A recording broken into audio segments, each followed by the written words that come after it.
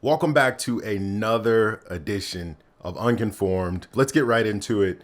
We had Liverpool versus Brentford. A lot of Liverpool's old boys, well, two of them, on the team against Slot's new brand of football, and it's different, right? It's completely different, and I think the first thing you have to kind of look into, I guess, is the comments that he made at the press conference. Well, not at the press conference, this interview with Jamie Carragher, and how he was talking about the risk versus the reward and the style that these Liverpool players like to play. And he says they're still managing those things as they kind of go along. And you can kind of see in that first half of this Brentford game the divide, right? Half the players are playing slot ball. Half the players are still used to the way that Jurgen Klopp used to play. And they're almost stuck in two minds that when we win the ball back, do we go and ram this damn thing down the opposition's throat and try to create a chance out of pure chaos? Or do we win the ball back and keep it and do 5, 6, 7, 8 passes before we decide to make a shot, right? And I think Arne put it in a really, really interesting perspective when you're talking to Jamie Carragher is that, yes, I want our players to take a risk. Yes, I want our players to play attacking football, but not every risky pass will reap enough rewards for us to, I guess, justify the risk, right? And I think there might be a little bit of a clash with some of the players and Arne. And I may be looking a little bit too into this. And obviously, it's still a 2-0 win and a very comfortable 2-0 win, which we haven't really had in a really long time. There's always like scares, jump scares as a Liverpool fan sometimes when you're watching them. Not this game. It was almost like we were in cruise control the entire time. It almost felt, dare I say, that I was watching a Pep Guardiola team. Where it felt inevitable of what was going to happen, that we were going to win this game and we were going to win this comfortably. But you can see the difference in tactics in this game, especially today, and the effect that it's having, not just on the team, but also the supporters. You could hear a pin drop in Anfield today, which is not typically normal, right? Especially with now the expansion and how loud it can get.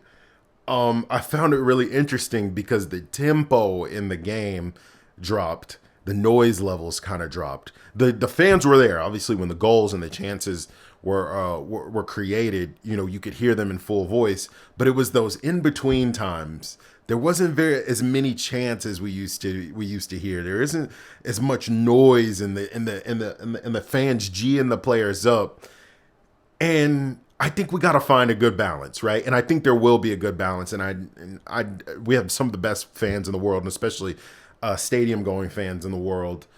But I found it really interesting in some of those little nuances and things like that when watching this match. But before I jump into details on who the player of the match was, man of the match was, little things that I saw, small little developments with Trent Alexander-Arnold, which I know everybody's going to be talking about. Make sure you guys hit that like button and that subscribe button for more content like this and takes that you may not hear from typical Liverpool channels.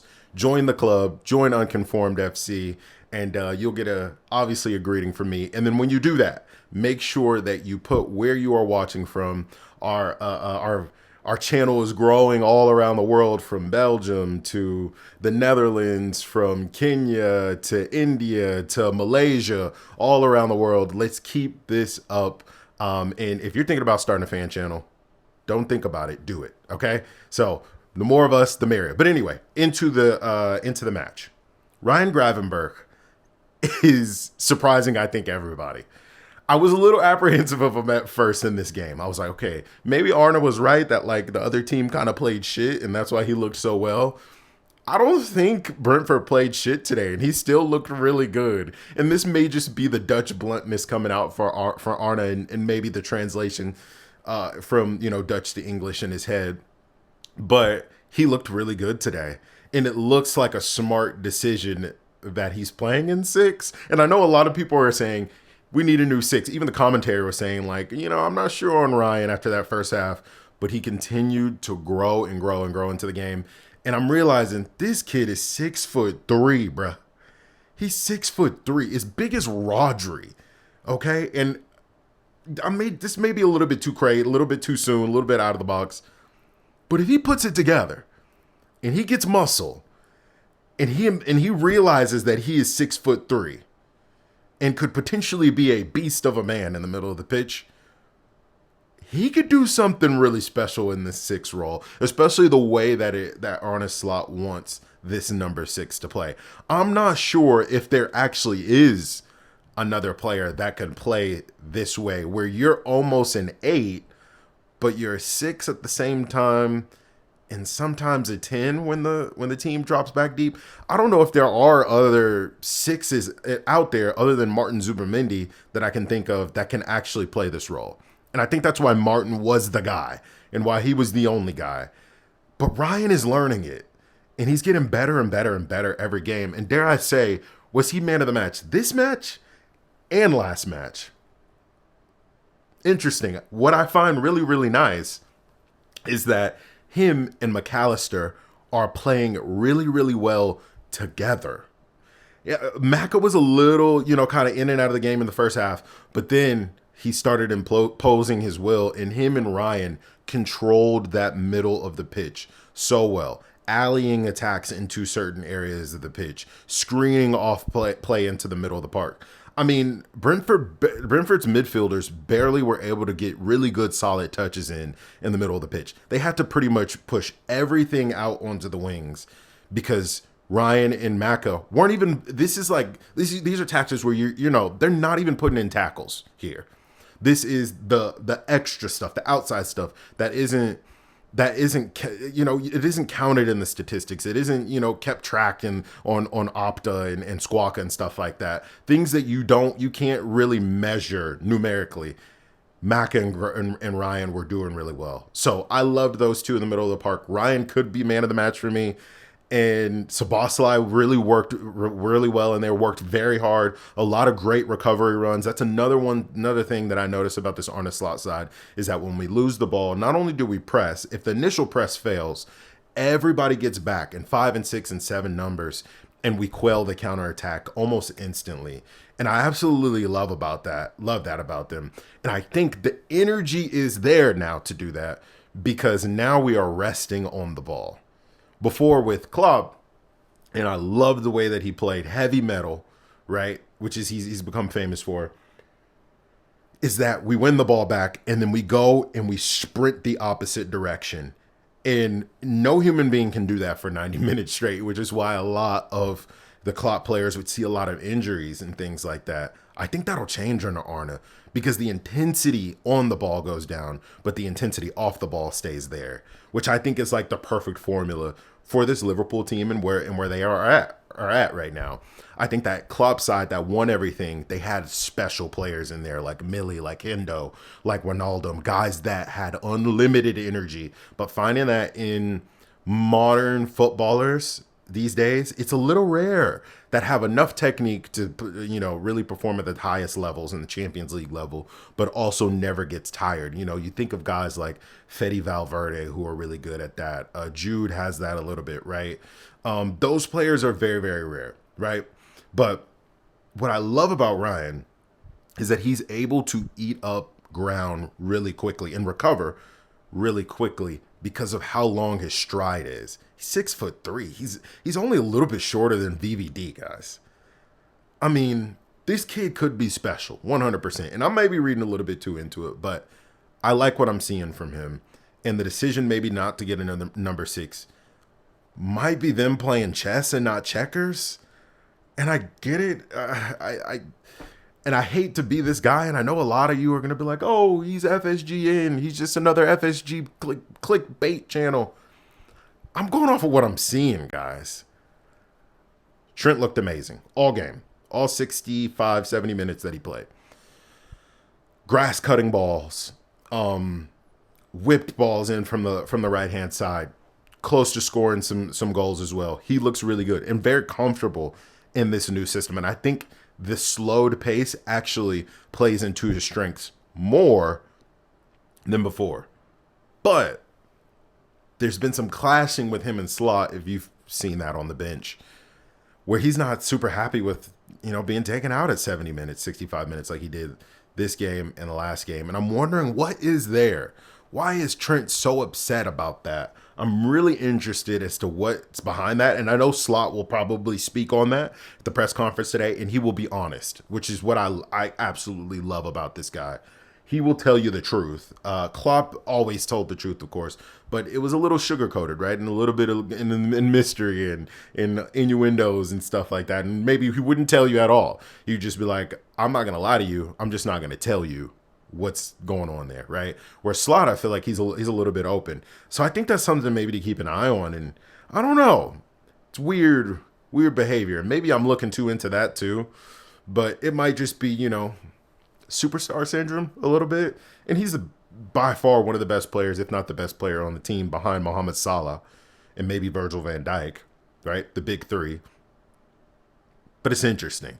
And Konate being in the side instead of Kwanzaa, I think is a really good idea. And I think Slot has kind of realized that as to why Klopp used to play that combo a lot. It's because Konate has the legs, he has the physicality, and he's so good aerially to cover for Trent there and almost play as like a pseudo right back when Trent wanders into the midfield and wanders forward, where not every player can do that. And Konate is like one of a kind, crazy physical specimen. Another one of those guys with massive long legs that can eat up ground really quickly, recover really well. And he is a shadow shout for a man of the match as well. He played excellent today. Didn't put a foot wrong. The only thing that I worry about really is Robbo. Is Robbo a good fit in this system, right? I was looking at him today and I'm just like, they want to play pretty, and I don't know if Robbo is like a pretty player. You know what I mean? I don't know if he can play in like a really hyper-technical team like this, at least at this age. And I'm wondering, do you look for somebody like a Piero Hincapié? Do you actually go all out for a player like that who's amazing with his feet? Can play left back, can play center back as well, big, physical, fast. That's like a perfect fit for what Arne is looking for. And do you splash 30, 40, 50 million on him to get him in as a long-term successor for Robbo and even maybe for VVD? I mean, I believe he's only 22 years old. So that's a shout there. But Salah is strong. Salah looks good. Salah looks revitalized. Salah may be earning him another contract extension. I would say if I talk to the FSG board, I'm saying, think of this like a LeBron scenario. Think of this like a LeBron situation. Do you give up? Yeah, he's 38. Yeah, he's almost 40, but he's still the best player in the world right now. Do you let the best player in the world walk out of the door? I don't think you do that at FSG. I think I don't care how strict your rules are of we don't give contracts to older players. When they're playing like that, you do. When they're generational, you do. You keep those players as long as they want and you give them whatever money that they want. To be able to consistently do this year after year after year for Mo Salah is not normal. I don't think we understand this. He is probably Liverpool's greatest ever player. And you can fight me in the comments on this, but there is no Liverpool player with stats like him. And let's start making that really, really normal, that Mo Salah may be the greatest player, for sure winger, in Premier League history.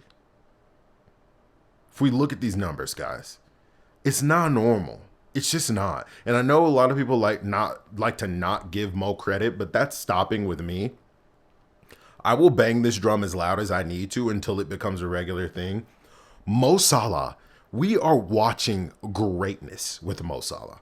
Week in, week out, 20 to 30 goals every single season and 10 to 15 assists on top of that every single season. If they don't want to give Mo his PR, I'll be his PR team. Okay? I'll be his PR team. Mo Salah is a special player, a generational player, and is probably the best player that has ever played for us. And I'm a massive Steven Gerrard fanboy, okay? If we're looking at numbers wise, Mo is insane. And Stevie will say the same thing to you if you ask Stevie. Really good. I like what Díaz was doing today too. Moving on to another attacker. I hope that continues. I hope the clinicalness continues. I hope the decision making continues with Díaz. And Slot mentioned that. I want to work with this guy. I think we can fix the end product. This is only his 25th ever goal for Liverpool. That's a problem. But I think this can change. He's only 27 years old. We got 3 or 4 more years with Luis Díaz. Don't push him out of the door. He's a good player. And Cody Gakpo looked great coming on as backup for him as well. Looked strong, looked great on the ball. Strong strike that got parried, which he should have maybe got a goal for, right? But I loved everything that I was seeing. You can see that it is a machine. It's a machine that he's building. It's the slot machine, right? That he is building a brand, making sure players understand what he's asking from them. And there's a level that he's holding with this team already in 2 games, right? The fact that he confronted Trent immediately through all the attitude that he was giving, I think that's a good sign. There was times where, previous seasons where we didn't know what was going on with some of the players and the attitude and stuff like that. And that's a part of being a manager, right? And every manager has a style. I'm sure Klopp had a style where I'm not handling that in public. But I think Slot, he needed to do that publicly in front of the fans, in front of the other players, that, okay, you're one of the best players on the field, but understand, I'm the coach. And I loved that. And if Trent, as much as he's a hometown hero and he's like, Liverpool through and through, if he does not want to be here because the change of the manager or the contract situation, the club doesn't rely on one individual. And I'm glad that Slot is holding that to a really high regard and a high esteem, regardless of who you are on the pitch, right? So let me know what you guys think in the comments. Make sure you guys subscribe. Share this with other Liverpool supporters. If you have them, tell them to subscribe to the channel. Join the club. The rules are we're respectful down in the comments. We actually have real opinions that we're having a conversation around, right? So get your thoughts together, get them down in the comments, and let's have a phenomenal conversation. You can differ in opinion from me. I want that. I want that on this channel, where we have good, solid conversations about our club, how we can improve, what we're seeing on the pitch. And I learn from you guys as much as you guys maybe find out information from me. Maybe you don't learn from me. But I love hearing you guys' perspective, your guys' experiences, and what you guys are seeing on the pitch. I think that's a beautiful thing. And I want our community continue to go in that direction and not be just a bunch of hype, saying negative things or saying overtly positive things with no basis, right? I want us to be a real channel where we're having real discussions, thoughtful analysis, thoughtful discussions about what we're seeing on the pitch. So I appreciate all of you. Thank you for everyone who's decided to subscribe since the last video. We'll see you on the next one. And again, welcome to the club. Boom.